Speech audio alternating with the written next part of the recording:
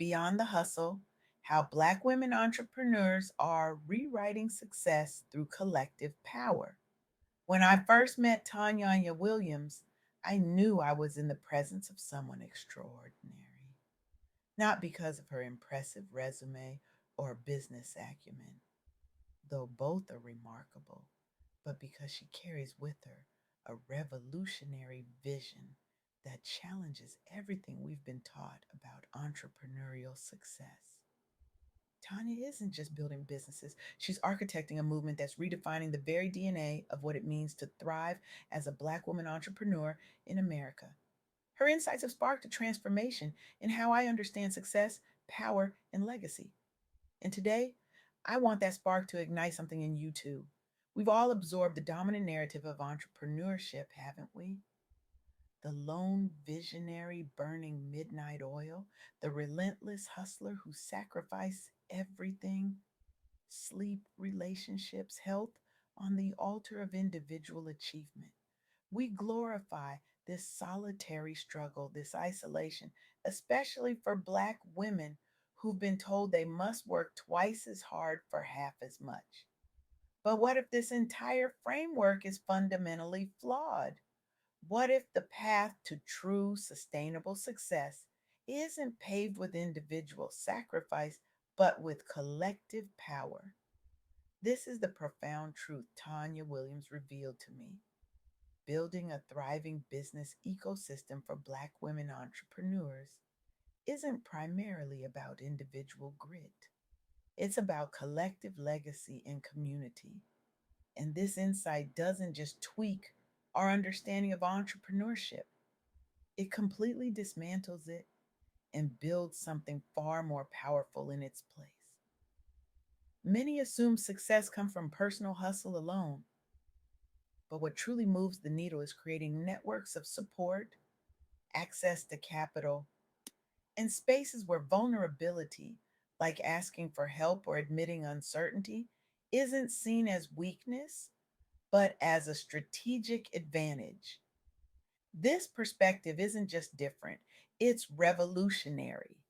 It challenges centuries of conditioning that have told Black women their strength lies in isolation, in never showing cracks, in superhuman resilience.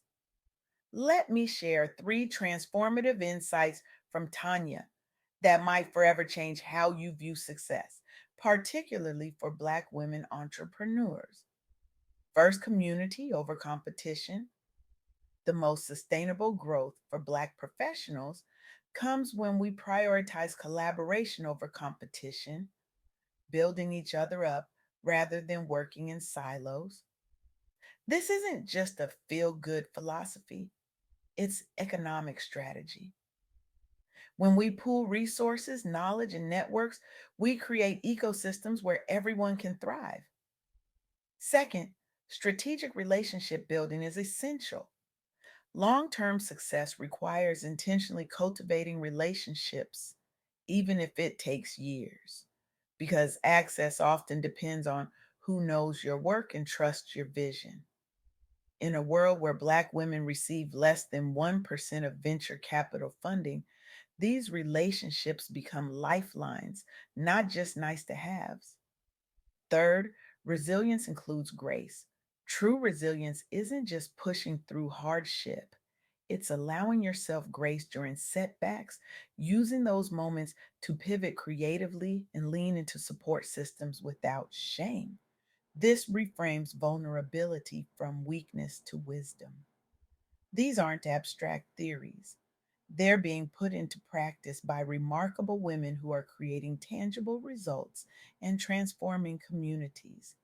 Their stories illuminate the power of this collective approach. Consider Tanya T. Morris in Philadelphia. When the pandemic hit, Morris lost her job, but instead of focusing solely on her own survival, she saw a bigger opportunity.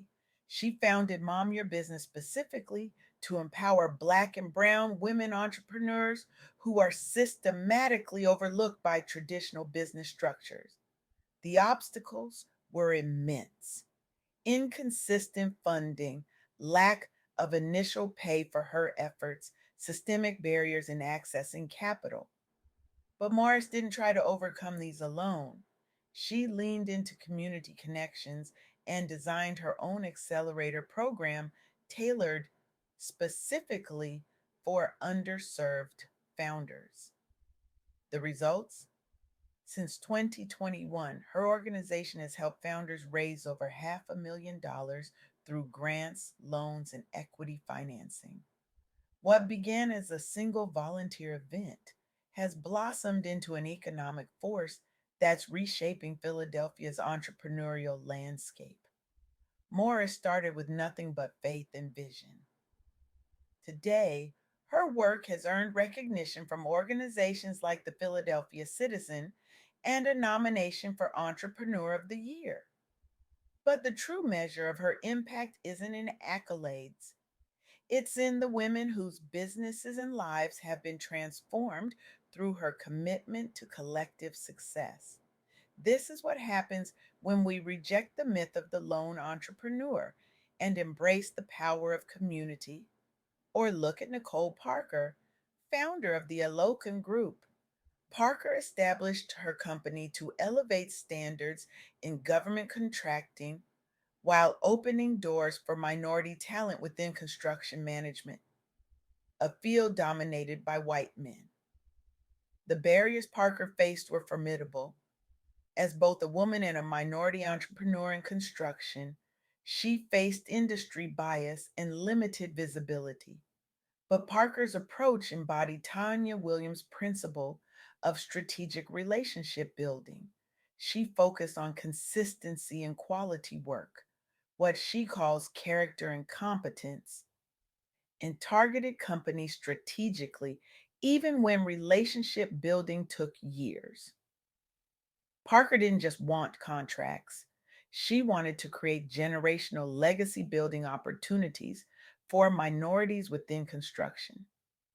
Today, the Alokan Group is a trusted partner across federal and commercial sectors, and Parker has helped redefine what leadership looks like in construction while mentoring future diverse leaders. Her success wasn't achieved by trying to out hustle everyone else. It came through patient, strategic relationship building with an eye toward collective advancement. Then there's the financial sector, where Allison Tate and Ricky Taylor at Retirement Plan Consultants are addressing another critical aspect of entrepreneurial success: building generational wealth. Many minority owned businesses face knowledge gaps around retirement planning due to historical exclusion from financial services.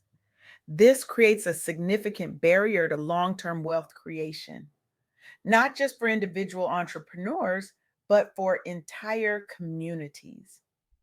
Tate and Taylor use targeted outreach through their Money Mindset podcast series and direct consulting with minority and women owned business enterprises.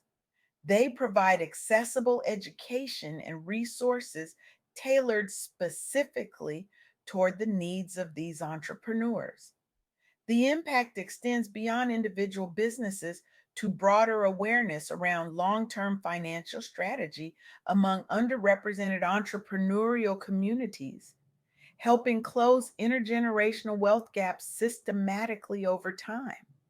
What these stories collectively illustrate is something profound. Success isn't just about individual achievement, it's about creating ecosystems where everyone can thrive. This perspective represents a fundamental shift in how we think about business success. It moves us from a scarcity mindset, where we compete for limited resources, to an abundance mindset, where we create new resources through collaboration. In the traditional narrative of entrepreneurship, vulnerability is often seen as weakness. Asking for help is viewed as an admission of inadequacy. But vulnerability can be a strategic advantage when we create spaces where entrepreneurs can admit uncertainty, ask questions, and seek support. We enable more innovative and sustainable solutions.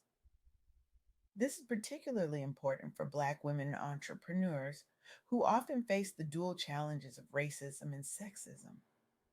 The expectation to be strong, to never show weakness, can be especially burdensome. By reframing vulnerability as strength, as a way to build connections and access resources, we create more pathways to success. Strategic relationship building is another critical element of this new paradigm. As Nicole Parker's story illustrates, success often depends not just on what you know, but on who knows your work and trusts your vision. Building these relationships takes time and intentionality, but the payoff can be transformative. And finally, the concept of resilience, including grace, offers a more sustainable approach to entrepreneurship. The traditional narrative celebrates those who push through hardship at any cost. But true resilience isn't just about endurance, it's about knowing when to pivot, when to rest, and when to lean on your community. So, where do we go from here? How do we translate these insights into action? I challenge you today, reject the myth of the solitary entrepreneur, embrace the power of collective legacy. Ask yourself, who could I lift as I climb? Whose vision could I invest in this month? With my time, my resources, my connections. Imagine if every person in this room committed not just to their own success, but to actively investing in another rising leader's vision. The ripple effects would be extraordinary. Networks of support would flourish, innovations would multiply, communities would transform. This isn't just about business strategy. It's about justice. It's about creating systems where success isn't determined by privilege, but by purpose, passion, and community power. The world doesn't need more lone wolves sacrificing everything on the altar of individual achievement. It needs more pack leaders who understand that true strength lies in the collective, in building communities where everyone can thrive. So I ask you, will you continue to pursue success as it's been defined for you? Or will you join Tanya Williams, Tanya Morris, Nicole Parker, and countless other visionary Black women entrepreneurs in redefining success through collective power? The choice is yours. But remember, your success isn't just about you, it never was. It's about the legacy you create, the doors you open, and the community you build along the way. The future of entrepreneurship isn't individual, it's collective. And it starts with you today choosing a different path forward.